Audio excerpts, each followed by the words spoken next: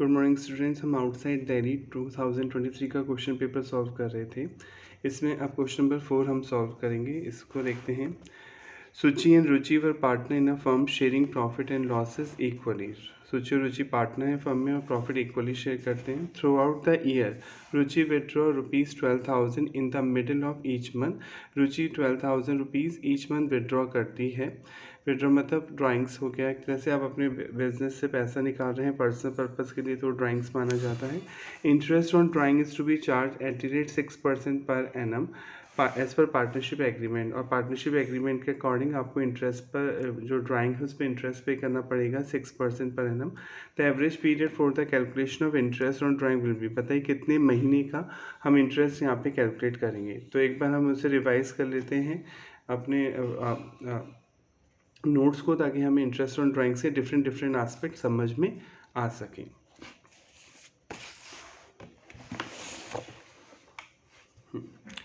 Interest on drawing means to the amount withdrawn by partner in cash और in kind for their personal use. ये तो आप जानते ही हैं। दोबारा रिवाइज करने की, ड्राइंग्स अगर पर्सनल पर्पज़ के लिए कोई भी बिजनेसमैन या पार्टनर बिजनेस से पैसा निकालता है, चाहे वो कैश में निकालता है, काइंड में निकालता है, तो उसे आप ड्राइंग्स बोलते हैं। If the partnership deed so provide, अगर पार्टनरशिप डीड में प्रोविज़न है, interest on drawing shall be calculated as under. तो आप इंटरेस्ट को इस तरीके से कैलकुलेट करेंगे। सिचुएशन नंबर 1 देखेंगे। इसमें सबसे पहले situation 1, fix amount drawn at the beginning of every month through out the year. आप फिक्स अमाउंट विड्रॉ करते हैं at the beginning of every month through out the year. Starting में, month के starting में ही आप फिक्स अमाउंट विड्रॉ करते हैं partnership firm से अपने पर्सनल पर्पज़ के लिए। तो एक तो ये तरीका है कि आप ये फॉर्मूला मगअप करने रटने की, जो इंटरेस्ट कैलकुलेट होगा वो 6.5 यानी 6.5 मंथ का कैलकुलेट होगा इस सिचुएशन में, अगर drawings beginning of the year निकाले जाते हैं। पर इस 6 से अगर मान लीजिए आप एग्जाम में भूल जाते हैं, तो आपको कॉन्सेप्ट पता होना चाहिए, आपके माइंड में कॉन्सेप्ट क्लियर होना चाहिए कि आप कैसे ये 6.5 मंथ एवरेज बेसिस पे कैलकुलेट करेंगे। तो पहली सिचुएशन ये है कि पार्टनर अमाउंट विड्रॉ कर रहे हैं at the beginning of every month through out the year, पूरे साल भर लगातार। तो देखिए, सपोज एक एग्जांपल से समझ लेते हैं फटाफट यहाँ पर, ताकि आपको एक 6.5 मंथ अगर बाई चांस आप एग्ज़ाम में भूल जाएं तो आप खुद भी कैलकुलेट कर सकें। सपोज मिस्टर ए है, ये पार्टनर है, ये 1,000 रुपीज़ विड्रॉ करता है every month for personal purpose के लिए। अब at the beginning of the month, ये क्वेश्चन बोल रहे हैं कि at the beginning of month ये विड्रॉ करता है पर्सनल पर्पज़ के लिए, और ड्राइंग्स की रेट है 10%। आप ड्राइंग्स कैलकुलेट करके दिखाइए, बताइए। तो एक तो ये तरीका कि हर मंथ का हम अलग अलग कैलकुलेट करेंगे, तो उसमें टाइम लग जाएगा। तो हम एवरेज बेसिस पे मंथ को कैलकुलेट करते हैं। 12 मंथ का होता है काउंटिंग पीरियड या फाइनेंशियल ईयर आपका। Beginning of the month calculate करता है, तो जो पहला है जो ड्राइंग, सपोज अप्रैल में आपने विड्रॉ किया सबसे पहले 1 अप्रैल को 1,000 रुपीज़ 1 अप्रैल को विड्रॉ किया, तो 1 अप्रैल से लेके आप मार्च तक कैलकुलेट करेंगे 12 मंथ। तो इसके नीचे इंटरेस्ट रेट आपको दे रखी क्वेश्चन में 10%, तो 10/100 हो जाएगा, रेट के नीचे 100 आएगा। और अप्रैल से मार्च तक 12 मंथ हुए तो 12, और मंथ के नीचे 12 आएगा। तो यानी इस 1,000 पे तो 12 मंथ का इंटरेस्ट आप कैलकुलेट करेंगे।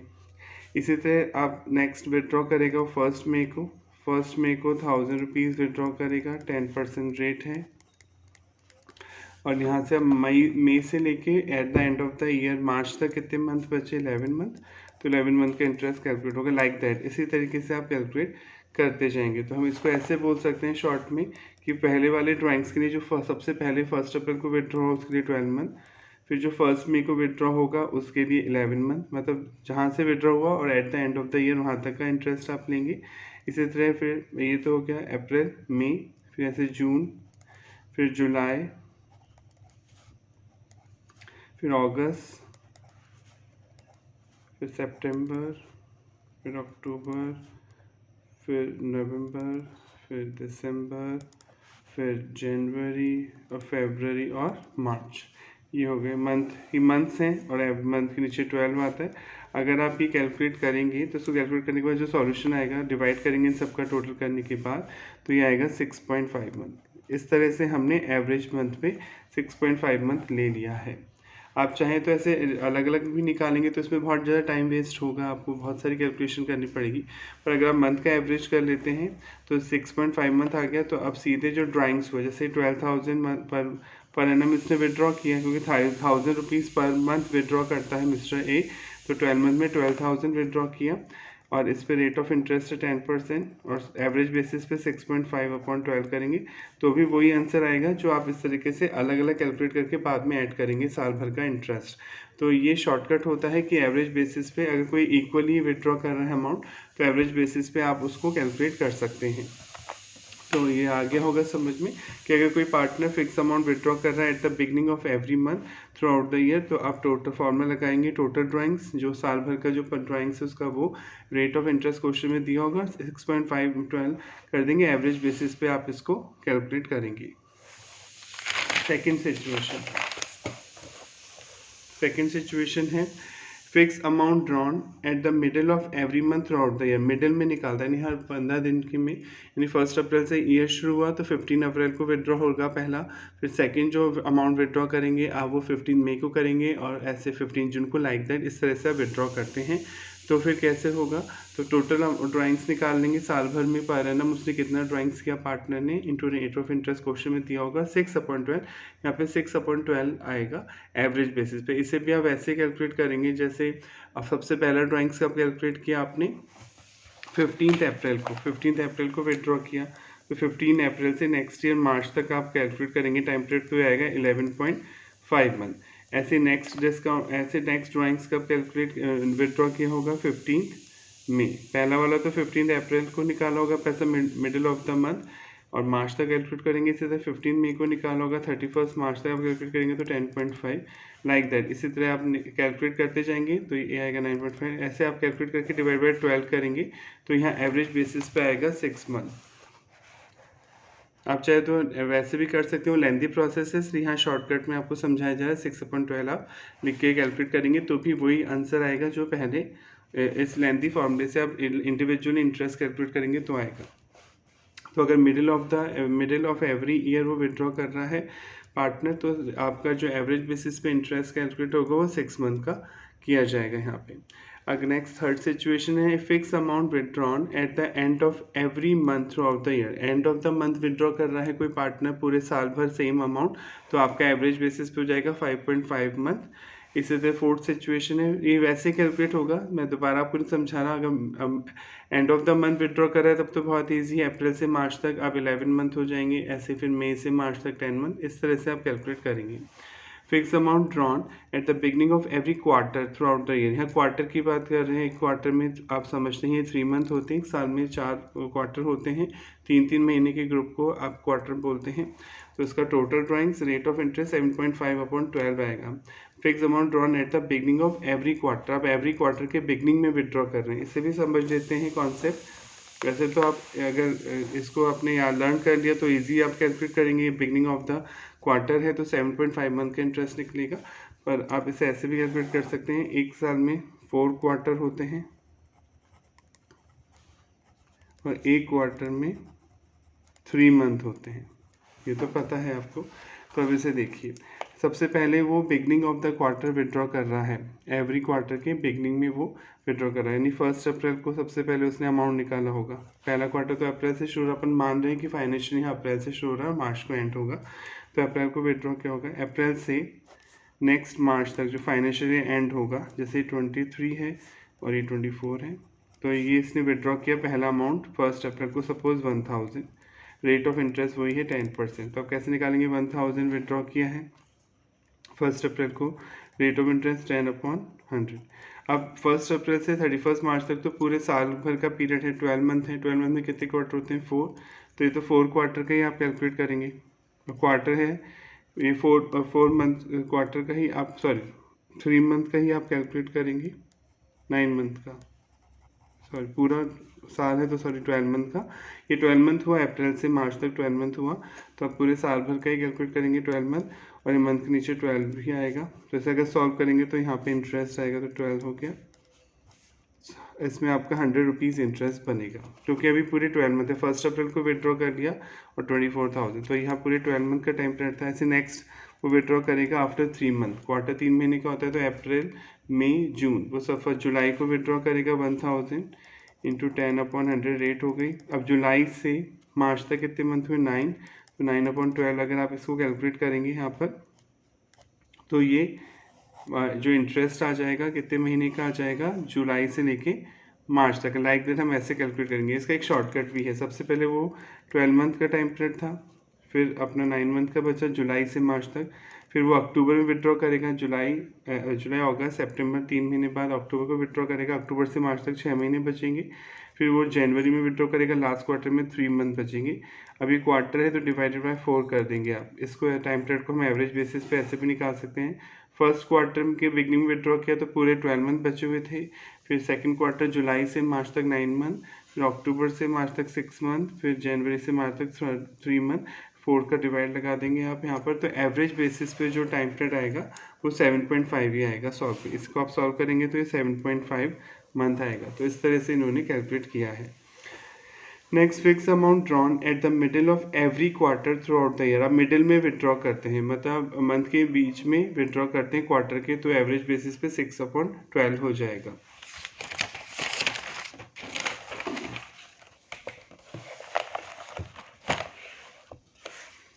Next situation, fix amount drawn at the end of every quarter throughout the year. आप end of the quarter withdraw करते हैं, यानी पहला जो क्वार्टर होता है अप्रैल मई जून, आप 30 जून को निकालते हैं पैसा, फिर आप इसी तरह जुलाई अगस्त सितंबर 30 सितंबर को निकालते हैं पैसा। तो क्या फॉर्मूला लगेगा, वही टोटल ड्राइंग्स पर साल भर में जो ड्राइंग्स है वो लिख देंगे, रेट ऑफ इंटरेस्ट, और 4.5 हो जाएगा 12 मंथ के हिसाब से यहाँ।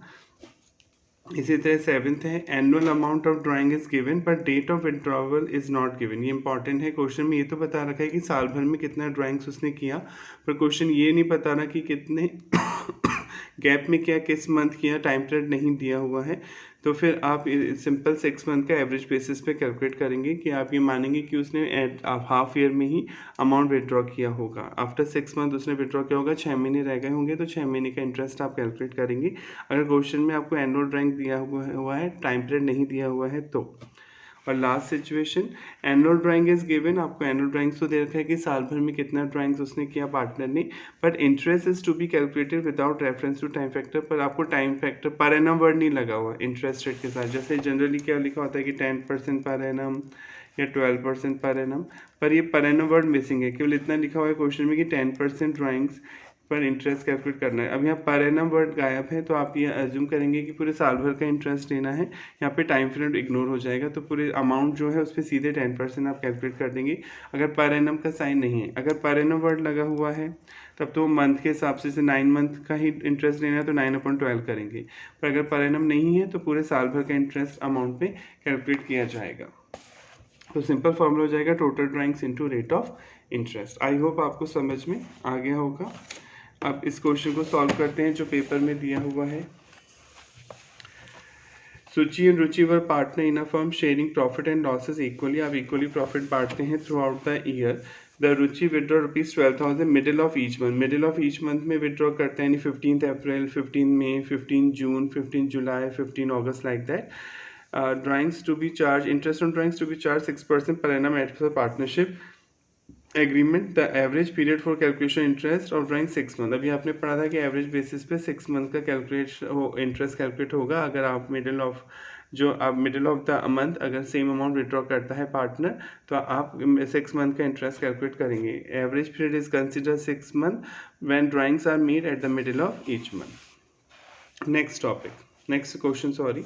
On the reconstitution of a firm, the value of furniture increased from 7 lakh to 8 lakh and stock reduced ₹4 lakh to 420। Reconstitute हुआ फर्म का, मतलब कोई नया पार्टनर आया या गया, इसे रिकॉन्स्टिट्यूशन बोलते हैं फर्म का। क्योंकि जब नया पार्टनर आएगा तो प्रॉफिट शेयरिंग रेशियो आपका चेंज होता है, तो फर्म रिकॉन्स्टिट्यूट होती है। उसे दोबारा तो नहीं स्टार्ट होती, पहले से फर्म चल रही, पर इसे रिकॉन्स्टिट्यूशन काउंट किया जाता है। और आप रिवैल्यूएशन करते हैं एसेट का और लाइबिलिटीज़ का। तो आपकी जो फर्नीचर की वैल्यू है 7 लाख से 8 लाख हो गई, ये इन फ़ायदा हो गया आपको, एक तरह से प्रॉफिट हो गया, वैल्यू बढ़ गई। एंड स्टॉक रिड्यूस हुआ है 4 लाख से 4 लाख हो गया फ्रॉम 420, 4,20,000 का था, उससे रिड्यूस होकर 4 लाख रह गया, लॉस हुआ है। गेन और लॉस ऑन रिवैल्यूएशन, आपको रिवैल्यूएशन पे लॉस यहाँ पर कैलकुलेट करना है। तो हम फटाफट रिवैल्यूएशन अकाउंट को रिवाइज कर लेते हैं ताकि हमारे कॉन्सेप्ट और स्ट्रॉन्ग हो जाए। यहाँ पर revaluation account, Revaluation account. Value of asset at the time of admission of a partner may be different from their book value because with the time. ये तो आप समझते हैं कि जब कोई नया पार्टनर आ रहा है बिजनेस में तो हम उससे गुडविल का पैसा लेते हैं और वो अपनी कैपिटल के लिए पैसा कॉन्ट्रीब्यूट करता है. सपोज आज से 30 ईयर अगो एक पार्टनरशिप फर्म शुरू हुई थी. ए एंड बी ने शुरू की थी. दो पार्टनर ने मिलकर ये पार्टनरशिप फर्म शुरू की थी और इन्होंने एक लैंड परचेज की थी. 30 ईयर अगो की बात हो रही है, 30 साल पहले की. उस टाइम लैंड की वैल्यू थी 10 लाख. आज ये सी को एडमिट कर रहे हैं पार्टनरशिप फर्म में. हम मान लेते हैं 20% प्रॉफिट के लिए. इसे आप 1/5 भी लिख सकते हैं. 20% प्रॉफिट के लिए आप इसे एडमिट कर रहे हैं फर्म में या 1/5 शेयर के लिए. तो इसका क्या मतलब हुआ? इसका मतलब ये हुआ कि आज आते ही सी जितनी भी प्रॉफिट है फर्म की, जितनी भी फर्म की एसेट की वैल्यू है उसमें इसका 20% हिस्सा हो जाएगा. आज अगर सी बिजनेस में एंटर होता है तो वो भी मालिक बन जाएगा, ऑनर बन जाएगा ए और बी की तरह. तो जितना भी प्रॉफिट होगा, जितने भी लॉसेस होंगे, जो भी एसेट होगा और जो भी लाइबिलिटी पे करने की होंगी उसमें 20% सी का हिस्सा हो जाएगा. तो ये ज़मीन सपोज 10 लाख की है बैलेंस शीट में, तो आप हमेशा हिस्टोरिकल वैल्यू पे दिखाते हैं अपनी एसेट की वैल्यू, यानी जिस वैल्यू पे आपने खरीदी उसी वैल्यू पे आती है बैलेंस शीट. बैलेंस शीट में आप पढ़ चुके हैं मार्केट वैल्यू से रिलेशन नहीं होता है. सारी एसेट कॉस्ट बेसिस पे या हिस्टोरिकल वैल्यू होता है. जिस वैल्यू पे आपने वो चीज़ परचेज की थी उसी वैल्यू पे आप रिकॉर्ड करते हैं. तो ये 10 लाख की खरीदी थी तो आज भी ये ज़मीन बैलेंस शीट में 10 लाख की ही आ रही होगी. वैल्यू तो 10 लाख ही आपके अकॉर्डिंग जो आपने कॉस्ट पे की थी at the time of acquisition और परचेज. अब सपोज़ ये लैंड की वैल्यू आज जब सी एडमिट हो रहा है, सपोज़ करते हैं ये 10 करोड़ है. तो अगर देखा जाए तो सी जब आते ही 20% का पार्टनर होगा तो इसका 20% निकालें तो 2 करोड़ रुपए इसका शेयर हो गया इस लैंड की वैल्यू में. क्योंकि ऑनर है, ऑनर को आपने 20% के लिए इसे शामिल कर रहे हैं तो ये 20% की वैल्यू का ऑनर हो गया आते ही. तो ये तो गलत है क्योंकि आज उस टाइम ए और बी ने मेहनत की इस फर्म को यहाँ तक लाने के लिए. इन्होंने पैसा इकट्ठा करके 10 लाख से एसेट खरीदी. उस टाइम 10 लाख बहुत थे 30 साल पहले, पर आज इस 10 लाख की वैल्यू तो कम है. पर इस ज़मीन की वैल्यू, लैंड की वैल्यू रिवैल्यूएशन करने पे, पुनर्मूल्यांकन करने पे, रीवैल्यूट करने पे 10 करोड़ हो गई. तो आते ही बी सी को 2 करोड़ रुपये इसमें हिस्सा मिल गया, जो कि गलत है क्योंकि आते ही पार्टनर को फ़ायदा हो गया. उस पार्टनर ने तो अभी कोई मेहनत ही नहीं की, फिर भी उसे आते ही फ़ायदा मिल गया.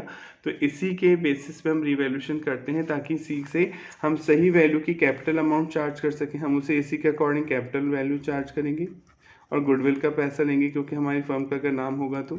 और प्लस ये जो वैल्यू बढ़ी है लैंड की वैल्यू 10 लाख से 10 करोड़ हो गई, यानी 9.90 लाख वैल्यू बढ़ चुकी, 9.9 करोड़ वैल्यू बढ़ चुकी है. तो इस वैल्यू का ये प्रॉफिट जो है किसके हिस्से में बटेगा? ए और बी. ये जो वैल्यू है ए और बी में डिस्ट्रीब्यूट होगी. तो इससे रिवैल्यूएशन अकाउंट बनाया जाता है ताकि जो नया पार्टनर आ रहा है तो उसको आते ही कोई प्रॉफिट में उसके साथ कोई उसको अनएडवांटेज एडवांटेज नहीं मिल जाए. जो आप देना चाहते हैं वही उसको एक्चुअल प्रॉफिट और लॉस मिले. और जो पुरानी वैल्यू बढ़ी है, घटी, उसका फ़ायदा पुराने पार्टनर को ही मिलना चाहिए क्योंकि उन्होंने आते ही मेहनत की है. देखिए Value of asset at the time of admission of a partner may be different from their book value because with the time के अकॉर्डिंग वैल्यू बदल सकती है एसेट की. बुक वैल्यू मतलब जो वैल्यू अपने बैलेंस शीट में शो कर रखी है उसे बुक वैल्यू, या बुक्स अकाउंट में शो कर रखी है उसे बुक वैल्यू बोलते हैं.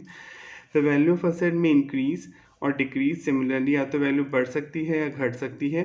The amount of liabilities may be different from those in books, और लाइबिलिटी की वैल्यू भी चेंज हो सकती है. हो सकता है 10 साल पहले वैल्यू कुछ और हो, आज कुछ और हो उस लाइबिलिटी की value. The value of asset and the liabilities payable are brought to their present value. हम asset और liabilities को आज की वैल्यू के अकॉर्डिंग कैलकुलेट करते हैं. इसके लिए हम वैल्यूअर की हेल्प ले सकते हैं. जो वैल्यूएशन पर्सन होते हैं जो हमें हेल्प करते हैं उनको हम हायर कर सकते हैं और फिर लीगल फीस हम पे कर सकते हैं. उनकी जो भी फीस है, रेमुनरेशन है, वो पे कर सकते हैं. With the purpose that the incoming partner is not an advantage. इसका पर्पज़ ये होता है कि जो नया पार्टनर आ रहा है उसे ज़बरदस्ती ज़्यादा फ़ायदा नहीं मिल जाए क्योंकि मेहनत पुराने पार्टनर्स ने की है. तो पुराने पार्टनर्स ने वैल्यू जो बढ़ी है या वैल्यू जो घटी है वो नुकसान और फ़ायदा पुराने पार्टनर्स को मिलेगा, नए पार्टनर को नहीं मिलेगा. और disadvantage because of the change in value, value में चेंज होने की वजह से. गेन और loss of revaluation account is transfer to old partner capital account. जो भी गेन या लॉस होगा रिवैल्यूएशन पे पुराने पार्टनर्स बियर करेंगे in the old profit sharing ratio से ओल्ड प्रॉफिट शेयरिंग रेशियो में डिस्ट्रीब्यूट किया जाएगा।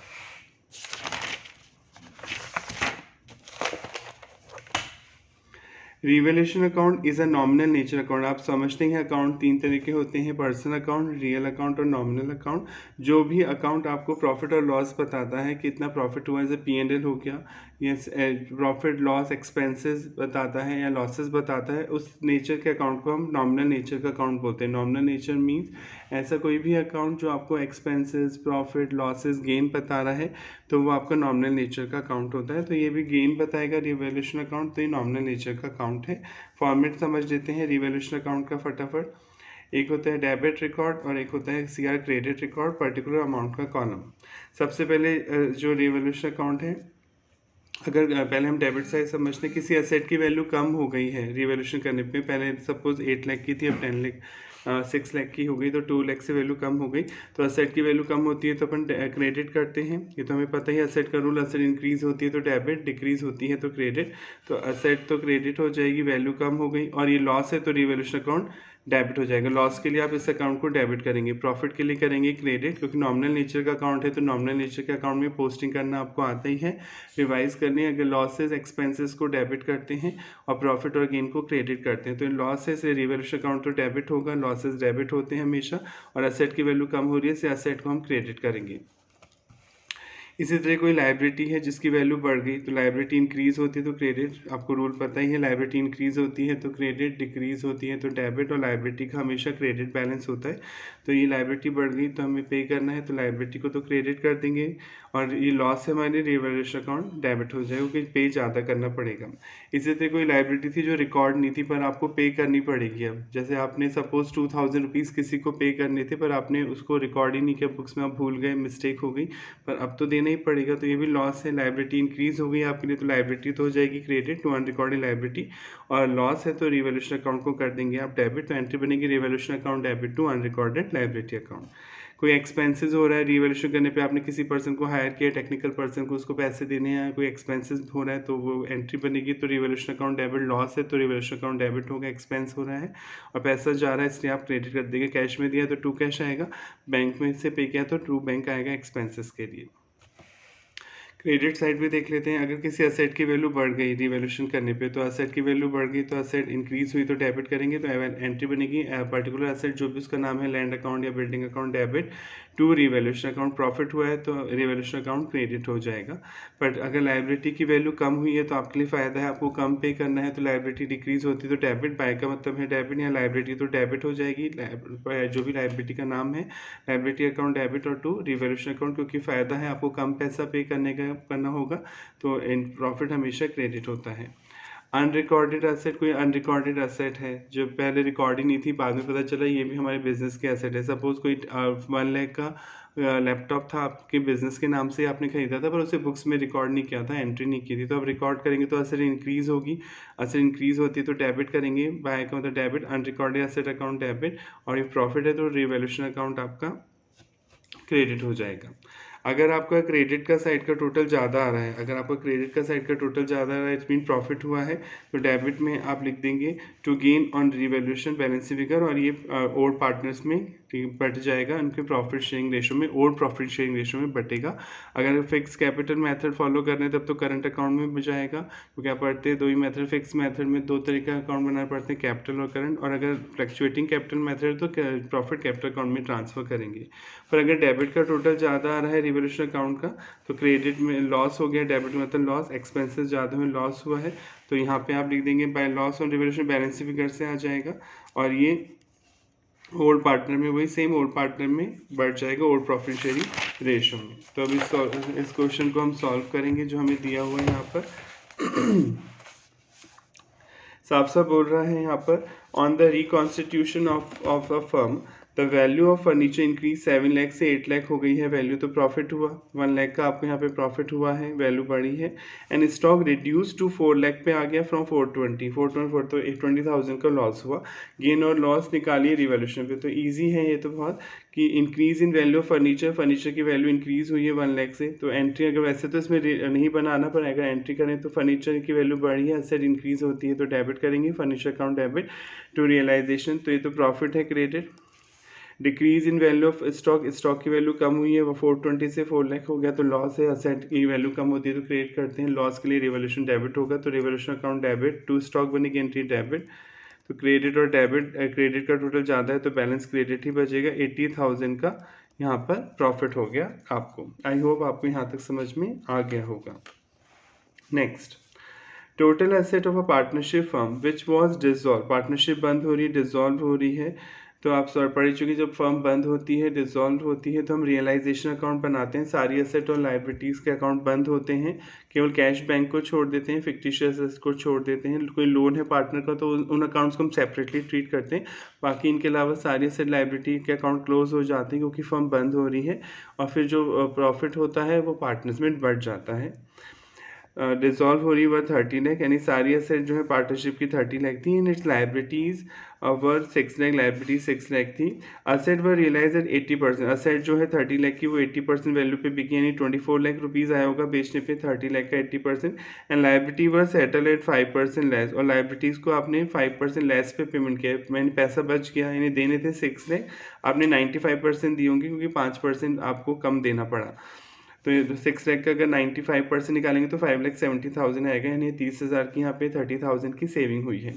इफ डिसोल्यूशन एक्सपेंसेस वर 30,000, अगर डिसोल्यूशन पे जो खर्चा हुआ वो 30,000 है, तो प्रॉफिट और लॉस और डिसोल्यूशन, आपको डिसोल्यूशन पे प्रॉफिट और लॉस कैलकुलेट करना है कि जब फर्म बंद हुई है तो कितना प्रॉफिट और लॉस यहाँ पर हुआ होगा। तो हम फटाफट रिवाइज कर लेते हैं इस टॉपिक को कि आपके और रिविजन भी हो जाए और साथ के साथ हम सॉल्व भी कर लेंगे।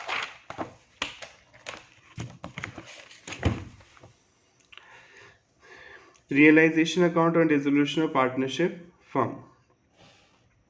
Realisation account is prepare on the dissolution of firm, जब फर्म बंद होती है तो प्रिपेयर होता है with the purpose to close the books of account, ताकि आप अपने बुक्स अकाउंट को क्लोज कर सकें, और dissolve firm and to determine gain और प्रॉफिट और loss on realisation of asset and settlement और पेमेंट ऑफ लायबिलिटी, ताकि आप ये पता कर सकें कितना प्रॉफिट और लॉस हुआ असेट को बेचने पे और लायबिलिटी को सेटल कर सके, लायबिलिटीज़ का पेमेंट कर सके, क्योंकि फर्म बंद हो रही है तो आपको सारी असेट बेचनी होगी और सारी लायबिलिटीज़ का पेमेंट करना होगा। ट्रांसफरिंग ऑल असेट, इस अकाउंट में सारी असेट को ट्रांसफर किया जाएगा, जो आपका रियलाइजेशन अकाउंट है, एक्सेप्ट फिक्टिशियस असेट नहीं ट्रांसफर होंगी। फिक्टिशियस मतलब ऐसी कोई रियल असेट नहीं होती है फिक्टिशियस असेट, ये इमेजिनरी असेट है, जैसे एडवर्टाइजमेंट का डेबिट बैलेंस, पीएनएल का डेबिट बैलेंस, कोई लॉस दिखा रखा है असेट में, वो फिक्टिशियस असेट है।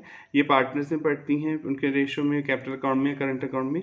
लोन टू पार्टनर का अलग से अकाउंट बनाना होगा, ये रियलाइजेशन अकाउंट में ट्रांसफर नहीं होगा, एंड कैश और बैंक अकाउंट भी रियलाइजेशन अकाउंट में ट्रांसफर नहीं होगा। इसके अलावा सारी एसेट जो है वो डेबिट साइड में ट्रांसफर जाएंगे अकाउंट के। डेबिट साइड में क्यों? क्योंकि एसेट का क्रेडिट बैलेंस होता है, डेबिट बैलेंस होता है, जब आप एसेट को ट्रांसफर करेंगे तो एसेट का अकाउंट बंद करना होगा, तो एसेट इंक्रीज होती है तो डेबिट करते हैं, डिक्रीज होती है तो क्रेडिट करते हैं, तो आप एसेट्स को तो क्रेडिट करेंगे ताकि उनके अकाउंट क्लोज हो जाए, और रियलाइजेशन अकाउंट को डेबिट करेंगे, तो एंट्री बनेगी realisation account debit to asset, तो इसलिए रियलाइजेशन अकाउंट के डेबिट में ट्रांसफर होंगी सारी assets.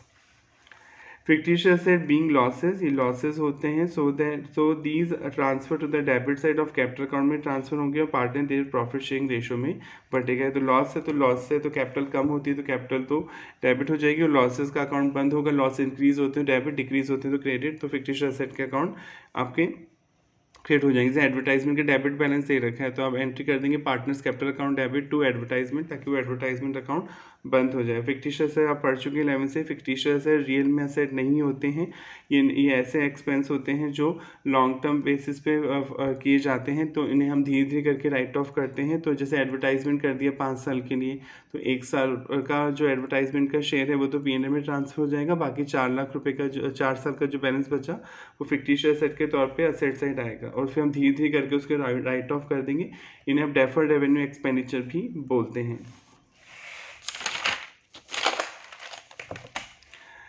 Loan to partner is written as separate account. Partner ने अगर लोन दे रखा है तो उसके लिए आपको अलग से अकाउंट बनाना पड़ेगा। And the amount receive from him, sorry दे रखा है पार्टनर को तो अलग से अकाउंट बनाना होगा, और जो पैसा मिला है उससे रिसीव करेंगे लोन जो हमने उसको दिया था। ट्रांसफरिंग ऑल लाइबिलिटी, सारी लाइबिलिटी भी आप रियलाइजेशन अकाउंट में ट्रांसफर करेंगे except loan by partner account. Partner ने अगर लोन दे रखा है वो अकाउंट नहीं होगा, उसके लिए वो ट्रांसफर नहीं होगा, वो अलग से ट्रीट किया जाएगा। Partners capital account to credit of account, और ये क्रेडिट में ट्रांसफर हो जाएंगी लाइबिलिटीज़, क्योंकि लाइबिलिटीज़ का अपन देखते हैं, लाइबिलिटीज़ जो है ट्रांसफ़र करेंगे जब आप तो क्या एंट्री करेंगे यहाँ पर। लाइबिलिटीज़ का कौन सा बैलेंस होता है, क्रेडिट, लाइबिलिटीज़ होंगी डेबिट, और रियलाइजेशन अकाउंट हो जाएगा क्रेडिट। और ये जो पार्टनर्स का लोन अकाउंट है, ये तो पेमेंट करना है पार्टनर्स को, तो पेमेंट करना है तो उसकी कैपिटल में ट्रांसफर कर दिया जाएगा लोन अकाउंट, यानी कैपिटल बढ़ा दी जाएगी ताकि हम पार्टनर्स को पेमेंट कर सकें। तो लोन अकाउंट डेबिट हो जाएगा और to partners capital account credit हो जाएगा। प्रॉफिट और loss on realisation is transfer to the capital account में ट्रांसफर होगा of the partner in their profit sharing ratio में, ये बांटा जाएगा पार्टनर्स में। फॉर्मेट है रियलाइजेशन अकाउंट का, वो D R debit record, realisation account credit record, particular amount. सबसे पहले आप सारी एसेट को रिलेशन अकाउंट में ट्रांसफर करेंगे तो एसेट का कौन सा बैलेंस होता है, डेबिट, पर आप जब ट्रांसफर करेंगे तो एसेट हो जाएंगी क्रेडिट और रिलेशन अकाउंट हो जाएगा डेबिट। तो एंट्री बनेगी realisation account debit to asset, जो भी नाम है उनके land and building, plant and machinery, furniture, stock, डेटा, गुडविल, इन्वेस्टमेंट एटसेट्रा। इसी तरह कोई लाइबिलिटी है, लाइबिलिटीज़ का कौन सा बैलेंस होता है, क्रेडिट। अब ट्रांसफर करेंगे तो लाइबिलिटीज़ डेबिट हो जाएगी, अकाउंट बंद करना है तो लाइबिलिटी इंक्रीज होती है तो क्रेडिट, डिक्रीज होती है तो डेबिट कर देंगे लाइबिलिटीज़ को, और रियलाइजेशन अकाउंट क्या हो जाएगा, क्रेडिट हो जाएगा। बंद कर रहे हैं आप सारा अकाउंट, तो जैसे प्रोविजन फॉर डाउटफुल डेब्ट का क्रेडिट बैलेंस आप ट्रांसफर करेंगे तो ये डेबिट, ये अकाउंट तो डेबिट हो जाएगा और रियलाइजेशन अकाउंट क्रेडिट हो जाएगा, तो उसकी क्रेडिट में ट्रांसफर करेंगे। तो by investment fluctuation reserve, by salary creditor, by bills payable, by outstanding expenses, यहाँ तक हो जाएगा आपको। By bank loan etcetera. Bank loan है ये पार्टनर लोन नहीं, पार्टनर का अगर लोन है तो वो तो कैपिटल अकाउंट के थ्रू ये अलग अकाउंट बना के ही एडजस्ट होगा। वो पार्टनर लोन कभी भी रियलाइजेशन अकाउंट में ट्रांसफ़र नहीं होगा, एक तो फिक्टिशियस से ट्रांसफ़र नहीं होंगी, और इसी तरह कैश और बैंक अकाउंट ट्रांसफ़र नहीं होगा, और पार्टनर्स का लोन अकाउंट ट्रांसफ़र नहीं होगा।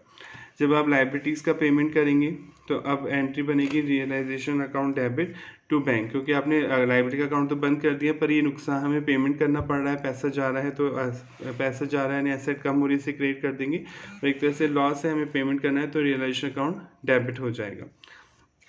तो एंट्री बन जाएगी realisation account debit to bank liabilities paid. जैसे कोई उनके फिर हम नरेशन में मतलब इनके सब पॉइंट में लिख देंगे, क्रेडिटर को इतना पेमेंट हुआ, बिल्स पेबल इतना हुआ, आउटस्टैंडिंग एक्सपेंस इतना हुआ, बैंक लोन इतना हुआ, टोटल लगा देंगे।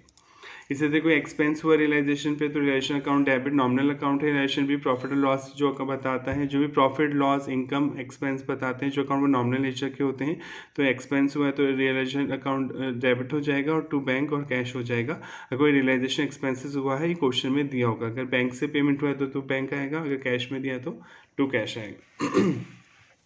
इसी तरह एसेट बेचने पे पैसा आपको मिला होगा तो पैसा आएगा बाय बैंक, और कैश लिख देंगे, अगर बैंक में आया तो बैंक अकाउंट डेबिट हो जाएगा, कैश में आया तो कैश अकाउंट डेबिट हो जाएगा, और प्रॉफिट है, इनकम हो रही है, फ़ायदा हो रहा है तो रिलेशन अकाउंट क्रेडिट होगा, क्योंकि प्रॉफिट है इससे क्रेडिट होगा।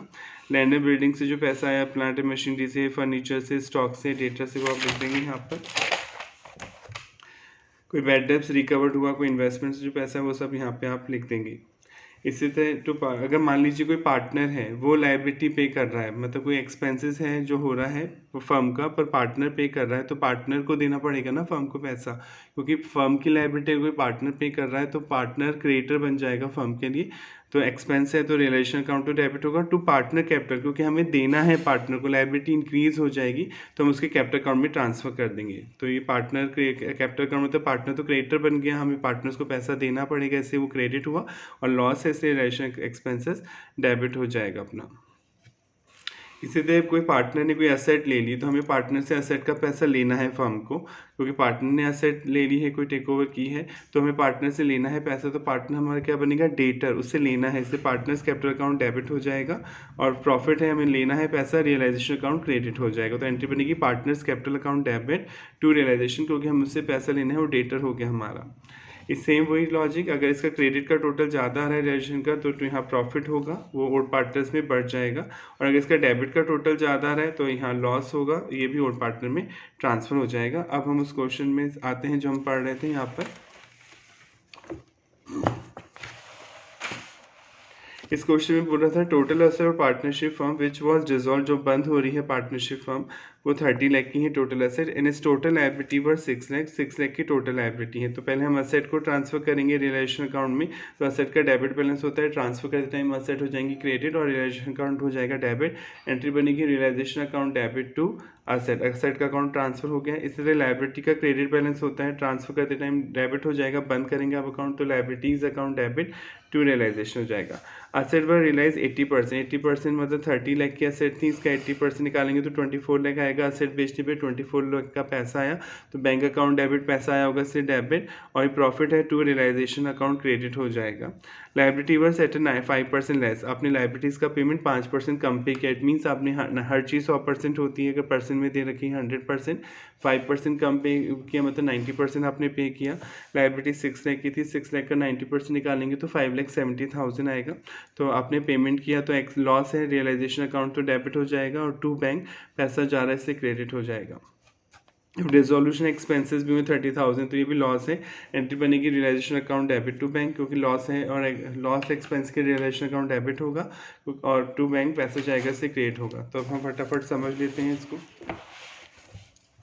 तो रियलाइजेशन अकाउंट हमने बनाया, सबसे पहले तो हमने लायबिलिटी का अकाउंट ट्रांसफर किया। लायबिलिटी का डेबिट बैलेंस होता है, सॉरी क्रेडिट बैलेंस होता है, ट्रांसफर करते हो जाएगा डेबिट और रियलाइजेशन अकाउंट हो जाएगा क्रेडिट। एंट्री बन रही है liabilities account debit to realisation, तो रियलाइजेशन अकाउंट क्रिएट हो रहा है, इसके क्रेडिट में पोस्टिंग करती है ट्रांसफर। इसी तरह एसेट 30 लाख की थी, वो हम ट्रांसफर करेंगे तो एसेट का डेबिट बैलेंस होता है, ट्रांसफर करते टाइम हो जाएगा क्रेडिट और रियलाइजेशन अकाउंट हो जाएगा डेबिट। तो एंट्री बनेगी realisation account debit to asset, ये ट्रांसफर की एंट्री हो गई दोनों। फिर हमें एसेट बेचने पे 80% पैसा मिल रहा था, तो 30 लाख का 80% 24 लाख आया था, तो एंट्री बनेगी पैसा आएगा बैंक अकाउंट डेबिट और टू रियलाइजेशन प्रॉफिट ऐसे क्रेडिट हो गया। तो एंट्री रियलाइजेशन अकाउंट क्रेडिट हुआ तो उसके क्रेडिट में पोस्टिंग हो गई बाय बैंक के नाम से। एसेट रियलाइज 80% और 30 लाख। इसी तरह 6 लाख को आप 5% कम पर पे कर रहे हैं, 95% पे कर रहे हैं, तो एंट्री बनेगी रियलाइजेशन अकाउंट डेबिट लॉस है और पैसा जाएगा इससे क्रेडिट टू बैंक, लायबिलिटी पे 90% ऑफ 6 लाख। अब 30,000 का एक्सपेंस भी हो रहा था, तो रियलाइजेशन अकाउंट डेबिट लॉस इसलिए डेबिट होगा और टू बैंक 30,000 लिख देंगे, पैसे जाएगा से क्रेडिट। अब इसका डेबिट का टोटल ज़्यादा आ रहा है, तो ये आपका आंसर हुआ कि जो लॉस हुआ रिलेशन पे वो 6 लाख हुआ बैलेंसिंग फिगर से। डेबिट का टोटल ज़्यादा है, एक्सपेंस ज़्यादा है, तो ये जो लॉस हुआ ये ओल्ड पार्टनर्स में, सॉरी सभी पार्टनर्स में बांट दी जाएगी उनके प्रॉफिट शेयरिंग रेशो में। पर क्वेश्चन तो क्यों लॉस ही पूछ रहा था, तो आपका आंसर होगा 6 lakh. Thank you so much. Next class में मिलते हैं। Thank you.